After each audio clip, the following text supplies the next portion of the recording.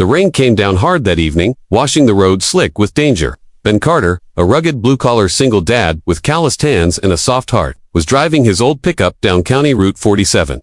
His 8-year-old son, Liam, sat beside him, singing quietly to himself. They were heading home from a long day Ben had just picked Liam up from his after-school program. The roads were quiet, dimly lit, and the windshield wipers beat like a nervous heartbeat against the downpour. Then crashed just around the bend.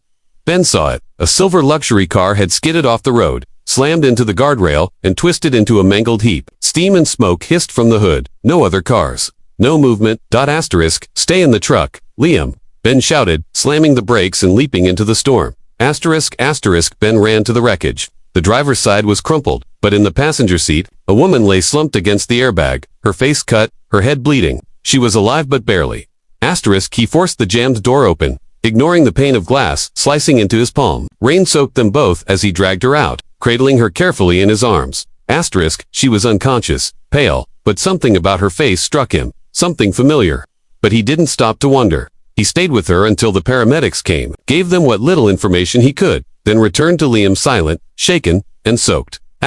Is she gonna be okay, Daddy? I hope so, Bud. Back home, Ben sat alone by the fireplace, drying his boots, staring into the flames. Something about her haunted him, the curve of her jawline, the dimple on her cheek.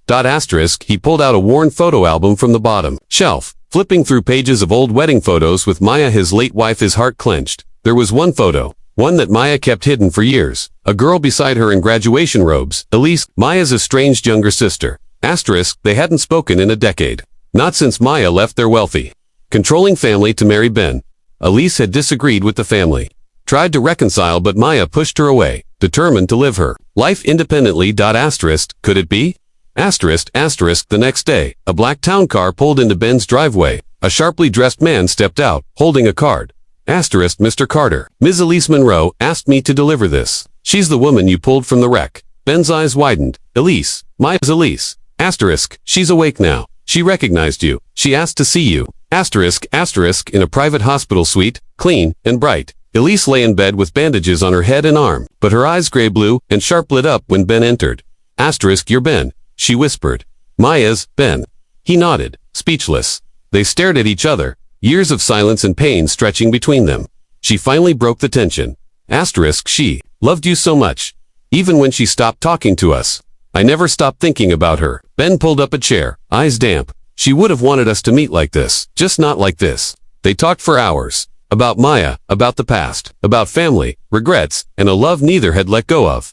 From stranger to Aunt days. Later, Elise came to the house. Her driver dropped her at the driveway, but she walked the gravel path alone. Liam watched her from the porch. Curious, you must be Liam, she said gently. He nodded. Do you know my mom? Tears filled her eyes. Yes, I did. She was my sister. Ben watched from the doorway. It was the first time since Maya's funeral that his son had seen someone who carried a piece of her smile. Elise knelt and handed Liam a small toy astronaut action figure. Your mom once told me you loved space. Liam hugged her without a word. Elise was wealthy tech entrepreneur, media investor, and founder of a children's learning nonprofit. But she didn't flaunt it. She didn't offer money. She offered presents. She came to Liam's science fair, helped Ben rebuild the leaky roof, cooked in their kitchen, badly, but with love. One evening, Elise said quietly, Maya would have wanted me to take care of you both. Ben replied, we're not charity. She smiled. You're not, your family. One cold night, Elise sat on the porch with a sealed envelope in her hands. I never opened it. She told Ben, it came 6 months before Maya died. I was too angry. Too ashamed. Ben watched as she finally opened it. Inside was a handwritten letter, and a photo of Maya holding Liam as a newborn. Greater than Elise.